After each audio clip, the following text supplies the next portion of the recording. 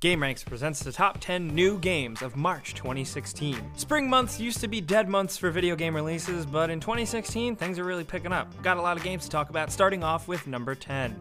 Samorost 3 is releasing for PC and Mac, and this is from the makers of Machinarium and Botanicula. Botanicula? I don't know how to say that. It's obviously a direct sequel to Samorost 2, and it's a point-and-click adventure with some incredible art style. This game series has a cult following for a reason. It's gorgeous, it's quirky, it's cool, and if you like Machinarium, maybe you should jump into this.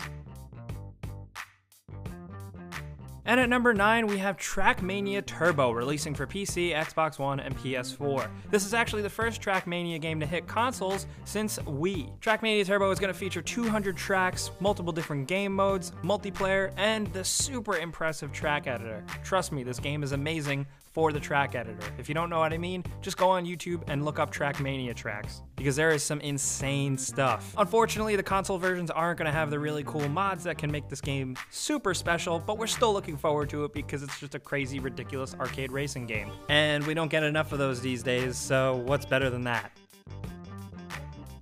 And at number 8, we have EA Sports UFC 2, releasing for Xbox One and PS4. This time around, the roster is crazy, featuring over 250 playable characters. Now, what I thought was interesting is that the creative director actually acknowledged that the previous game was a total disappointment because it was pretty unpolished in the combat and lacked any real depth. So they talked about how they're completely working on that this time around with a way more dynamic grappling system that you can't just spam your way out of, general overhauled combat systems, and this cool new custom event system generator where you can kind of make your own headlining pay-per-view matches. So the last UFC game was a complete disappointment, but we're really hoping they can turn it around because UFC deserves a good game.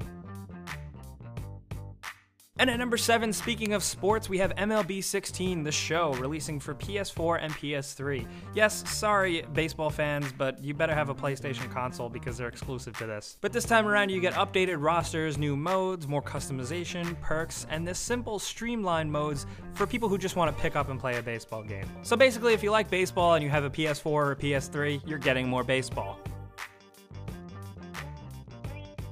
And at number 6, we have Adrift, releasing first for PC with VR support. This game obviously looks to be like an insane VR experience, but whether or not you're playing it on VR, it's a story-based style game where you take control of Commander Alex Oshima as he floats around in zero gravity in a spacesuit. There's 5 different areas with puzzles to solve, bits of story and audio logs to listen to and experience, and most importantly, oxygen to manage, because if you run out of oxygen, you die, and you don't want to die, so pay attention when you play this game. If you've ever wanted a game that really gives you the experience of floating around in space and kind of gives you that stress and tension, Adrift might scratch that itch. It looks pretty cool.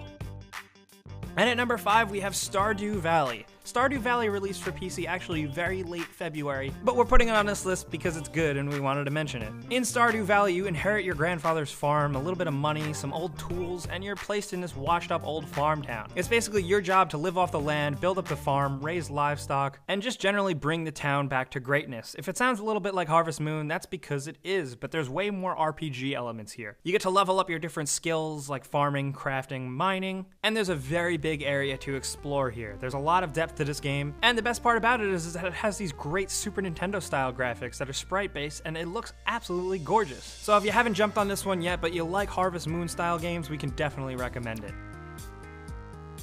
And at number 4, we have Pokken Tournament, releasing for Wii U. This is that Pokemon tournament fighter Tekken style game that we saw pop up on arcades that everyone's been freaking out about, but now it's finally being released on Wii U. The Wii U version is going to feature online battles featuring ranked and friendly matchmaking, as well as if you buy the retail version of the game, you get a Shadow Mewtwo character amiibo card. Some of you might not even know what that means, but don't worry about it. The Wii U version features some exclusive fighters like Mewtwo, Braixen, Garchomp, and I'm sure the game is going to be updated with a bunch more. So basically, if you've ever wanted a Pokemon fighting game, this is your dream come true. And I guess if you think about it, basically Pokemon is a Pokemon fighting game because Pokemon are always fighting. But whatever, if you've ever wanted to do it in a fighting setting similar to Tekken, now your dream is coming true, I promise. And at number 3, we have Black Desert Online. This PC MMORPG is absolutely huge and vast, and you can probably tell just by videos of the character creator. This game is immensely deep with a huge world, a bunch of character customization options, and it just looks like a big, meaty MMORPG. This game has been touted as kind of like a next-gen MMO with more advanced systems, graphics, weather systems, and player housing options. And you know, maybe that's just a marketing buzzword, but the game just does seem really big and huge, and that's why we're talking about it. If you've been wanting to sink your teeth into another big, meaty MMORPG for a while now, Black Desert Online might be it.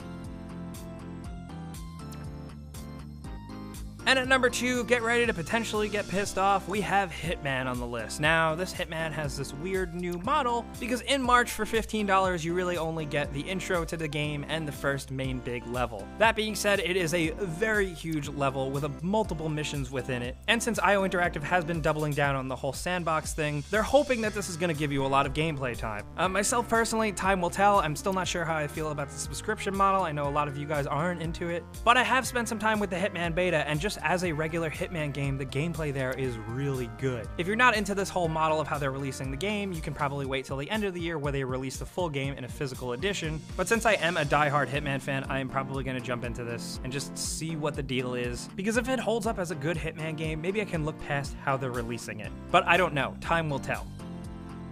And at number 1, we have Tom Clancy's The Division. Yes, everybody's favorite shooter game that isn't quite an RPG, that isn't quite an MMO, and that isn't quite Destiny, but kind of really is. We're really excited about this game just because it looks cool. New York City in this game looks incredibly well realized. The shooting gameplay is decent, but it has all that loot stuff that is just so addicting. And the Dark Zone is some really awesome PvP fun. Of course, time will really tell if this game can hold up over the time, if they really provide endgame stuff that is worth really sinking your teeth into. But regardless, we're willing to give it a shot because we like shooting people in video games and we like RPG elements.